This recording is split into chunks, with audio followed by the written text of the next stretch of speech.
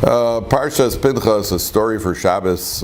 Pinchas at the end of the Parsha takes the spear, and I heard a very interesting story about involving a blade.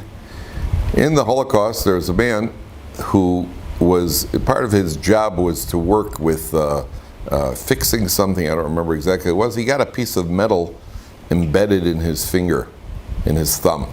So he went to the camp infirmary, and the camp doctor said, look, I'm going to have to take that out, otherwise your thumb's going to get very infected. The only thing is it's going to hurt like crazy, but you can't yell out. You can't make any noise. You can't scream, because if you do, the guards, the Nazi guards, are going to get upset, and they're not going to be very, very sympathetic to the cause. So the guy had his thumb. The guy started taking the piece of metal out of his thumb.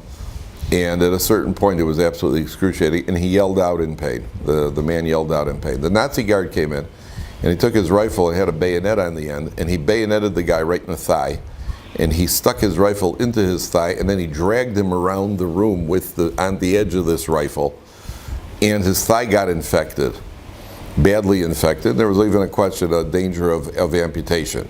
At a certain point, the Nazis cleared the camp out. They said, we're going on a march. They went on the death march, and this guy was in excruciating pain with a infected thigh from the bayonet. And as they were walking on this march, people were dying along the way.